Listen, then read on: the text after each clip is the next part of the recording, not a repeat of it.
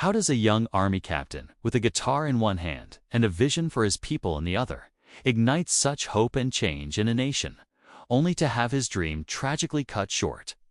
How does a leader, in just 4 short years, leave behind a legacy so powerful that he is still called Africa's Che Guevara, inspiring generations long after his voice was silenced? This is the extraordinary and heartbreaking story of Thomas Sankara, the revolutionary leader who transformed Burkina Faso and became a beacon of dignity for Africa. Imagine a bright, energetic boy named Thomas Isidore Newell Sankara, born in 1949 in Yako, in what was then called Upper Volta, a landlocked country in West Africa. He was from a humble family. His father was a gendarme, a type of military police officer, and his mother was a homemaker.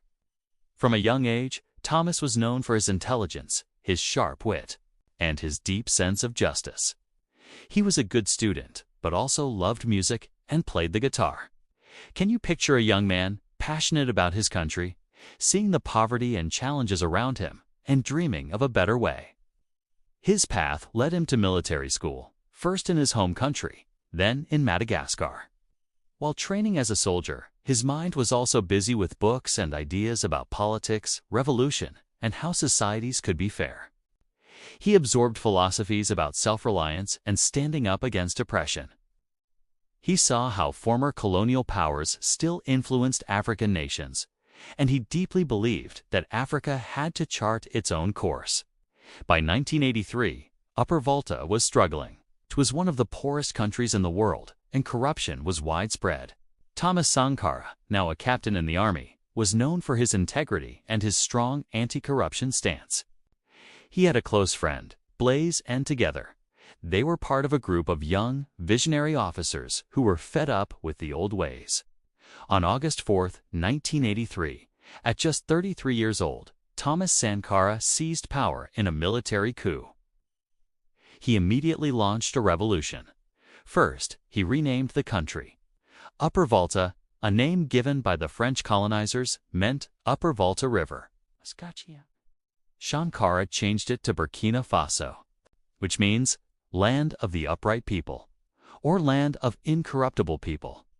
In the country, local languages Moor and Dula. His vision was clear: to transform Burkina Faso into a self-reliant, dignified nation.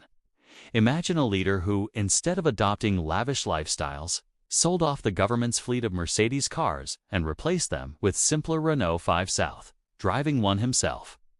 He insisted on wearing simple military fatigues instead of fancy suits, and his personal salary was famously low. He truly walked the talk of austerity and public service. In just 4 years, Sankara's government implemented incredible changes. Think about these achievements. Healthcare. He launched a massive nationwide vaccination campaign that vaccinated 2.5 million children against diseases like measles, meningitis, and yellow fever in a matter of weeks. This was an unprecedented feat in Africa, hailed by the World Health Organization. Education. He started a mass literacy campaign to teach people to read and write. He focused on building schools and providing more access to education. Land reform.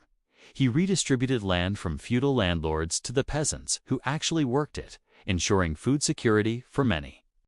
Burkina Faso achieved food self-sufficiency under his leadership, a rare feat in the region. Environmental protection. He launched a huge tree planting initiative to combat desertification, planting millions of trees. He also banned cattle from grazing in certain areas to protect the environment. He famously said, "If we don't protect our environment, we won't survive." It's women's rights. He was a passionate advocate for women. He banned female genital mutilation, forced marriages, and polygamy. He appointed women to high government positions, encouraged them to pursue education, and even made them soldiers. He urged men to cook and share household chores. This was truly revolutionary for his time. Anti-corruption? He relentlessly fought corruption, publicly trying corrupt officials and holding them accountable. Sankara's vision extended beyond Burkina Faso.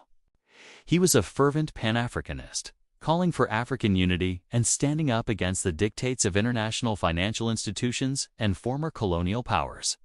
He famously refused foreign aid, saying, "He who feeds you controls you." He spoke at the United Nations, challenging global inequality and advocating for debt cancellation for African nations. His powerful speeches inspired people across the continent and beyond. But such radical change, especially when it challenged powerful interests both inside and outside Burkina Faso, created enemies. The old elite who lost their land and privileges resented him. Neighboring countries, uncomfortable with his revolutionary ideas, viewed him with suspicion. France, the former colonial power, and other Western countries were wary of his anti-imperialist stance and his independent policies. The pressure mounted. Inside his own government, tensions grew. Tragically, the very friend who helped him come to power, Blaise, began to distance himself. The two men, once inseparable, now had different visions for the country's future. On October 15, 1987, the dream came to a brutal end. Thomas Sankara, just 37 years old, was assassinated during a coup d'etat led by his former friend and comrade, Blaise. Sankara was meeting with his cabinet when soldiers stormed the presidential palace. He and 12 of his colleagues were gunned down. The official story initially claimed he died of natural causes, but it was a blatant lie. His body, riddled with bullets, was quickly buried in an unmarked grave. Blaise took power and quickly rolled back many of Sankara's revolutionary policies, ruled Burkina Faso for 27 years, until he himself was overthrown in a popular uprising in 2014. For decades, the truth about Sankara's death was suppressed. It was only after fall that new investigations began. In 2022, military court in Burkina Faso finally convicted and others in absentia for their roles in Sankara's assassination, bringing a measure of justice, though belated. Thomas Sankara's life was short, but his impact was immense. He showed the world that a poor African nation could achieve dignity and progress through self-reliance, integrity, and a fierce commitment to its people. He remains a powerful symbol of revolutionary leadership, Pan-African idealism, and the fight against injustice. His ideas continue to resonate with young people across Africa who dream of genuine liberation and a continent that stands tall. Truly the land of the upright people.